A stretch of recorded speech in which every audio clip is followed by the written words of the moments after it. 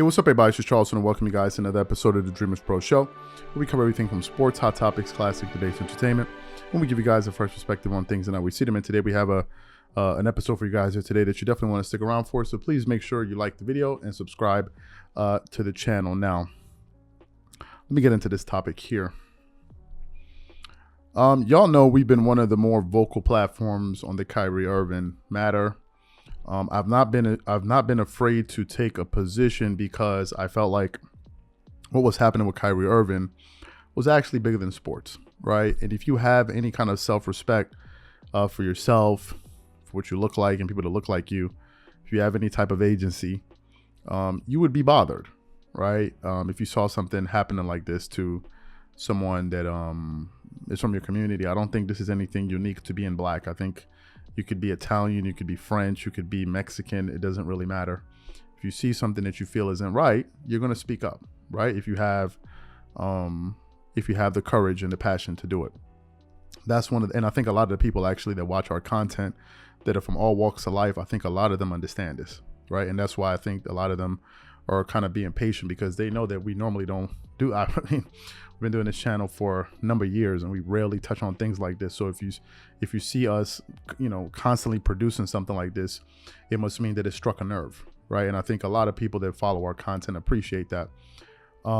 Anyway, as y'all know, Kyrie Irving made his return to the court yesterday for the Brooklyn Nets against the Memphis Grizzlies. Prior to him returning, I believe on Saturday, he had a sit down, I think with the Yes Network, the Brooklyn Nets Yes Network, where he just basically went to kind of clear the air, clarify his position on things, where he stands, in terms of what happened, right? And I think he went up there and he said everything pretty clearly. I don't think he minced his words. I don't think it was unclear what he said. I think if you listen to that with an honest ear, you would clearly understand Kyrie Irving's position. There was no confusion after watching that. And prior to this weekend, Stephen A. Smith actually said something on ESPN First Take where he was like, some of these media members need to be careful about the questions they ask Kyrie. So the Nets play the game. They win the game against Grizzlies team without Ja Morant. Nevertheless, they won the game, so still against a good team. Kyrie Irving goes into the presser. And, just when I thought that this thing would actually begin to stop, these media people in there started doing something that absolutely just really, really bothered me. So what we want to do is play the exchange Kyrie had with the media, some of these media people, and then we're going to come back and react to this. So take a listen to that here. Hey, Kyrie, how did it feel getting out there for the first time since the last time you were out there? Felt good. Just miss my teammates, miss the coaching staff. Just getting prepared with them in the morning or in the rising and then carrying over to the game. Felt good. What do you think, I guess, is going to take for you guys to catch your stride as a unit and build that chemistry that you guys need to get? Just trust what Jock has going on in terms of leading our coaching staff. And then us as players, just going out there and having fun, not putting too much pressure on ourselves.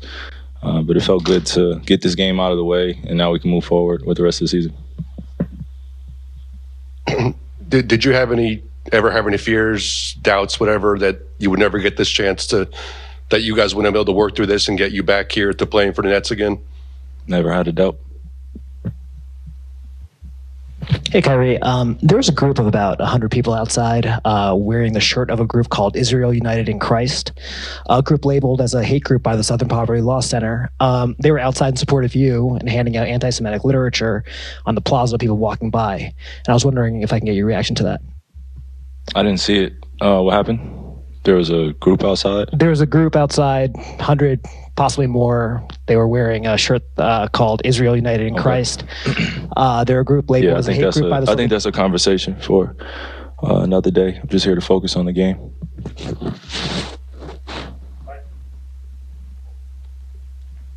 Kyrie, but you've said this whole time that you didn't know what kind of what kind of voice you had. But if these are the people that are out here in your name, do you feel like that's a consequence of what you've done?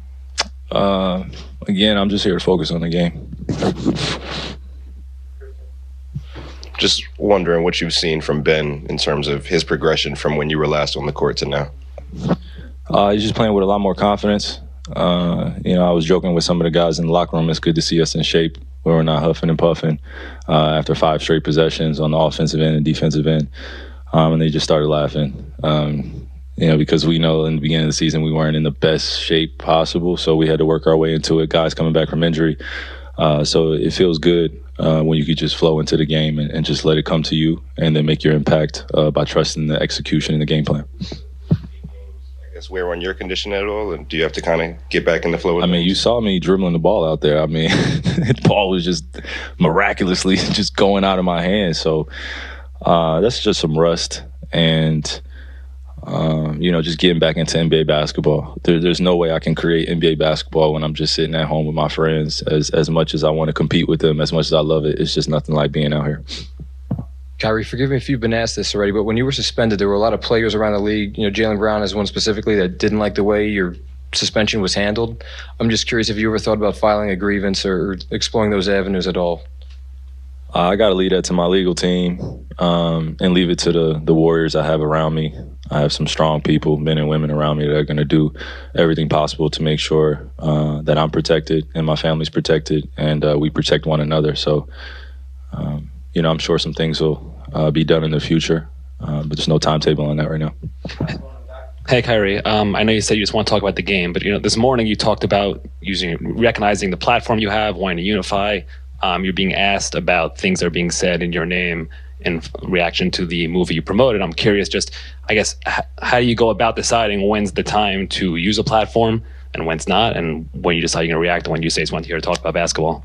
I would like to be on a platform where I could openly share how I feel without being harshly criticized or being labeled or dealing with outside perceptions that have nothing to do with me. Again, I said this morning, I just want to elaborate on just everyone getting to know who Kai is and who AI is and what I represent in my tribe. That's it. Here are my thoughts on this. Kyrie Irving has lost millions of dollars because of this suspension. His name has been the #1 talking point in media globally. Everyone is giving their opinion on Kyrie Irving. He's been given all type of labels, a lot of labels that he's tried to push back on. The Brooklyn Nets put him through the ringer, through the gauntlet. They told him that he needed to go through these 6 steps in order for him to be reinstated as a Brooklyn Net. He goes through all of that. Just to have him return. And on the very game, or the very day after he played his first game with the Brooklyn Nets, what do we see? We see members of the media asking Kyrie Irving the very same questions that landed him in the position that he found himself in. Let me tell you guys something. It was infuriating to watch these guys ask Kyrie Irving these questions again, and I'll tell you why. If they're going to be asking Kyrie Irving all of these questions that could potentially put him in the same position again, and somebody say, but why is that? Because what will happen is Kyrie will be answering the questions, and then inevitably he's going to say something that a group of people are not going to agree with, and then we're going to start this conversation all over again. And they knew this. One of the questions had something to do with the group protesting outside. Kyrie said, I was unaware of that. My question is, why are you asking this guy this? What other information do you want from him after all that he said and all that has been done?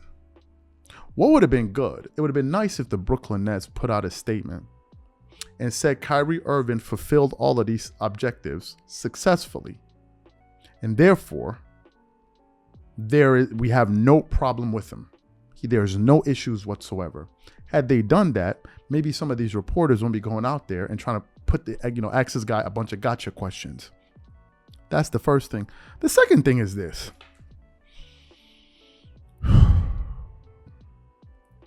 Celebrities get interviewed all the time. They get interviewed all the time. Whenever they go into an interview, certain celebrities, they can control the environment to a certain extent. Why didn't the Brooklyn Nets put a directive out there to tell these people, do not ask him these type of questions? Why didn't they get ahead of this thing? Why did they just throw him out there again for situations like this to occur? And there are going to be some people somewhere that maybe didn't like exactly how he answered it. Why wasn't he being a little bit more direct? Why wasn't he being a little bit more dismissive? They were talking about a group that they called a hate group. I forgot the group, the organization that labeled them a hate group. And they want him to speak on that. Why? Why? Why? Why? I was just, you know what? I want to leave it there. I just want to say that I'm extremely disappointed in what those guys tried to do and what some other people are trying to do, because now they're trying to drag this thing on. We should be done with this. There should be no more questions. He's made his position crystal clear. Last time I checked, he spoke plain English when he gave his position. There is no other thing he needs to say. There is nothing he needs to say.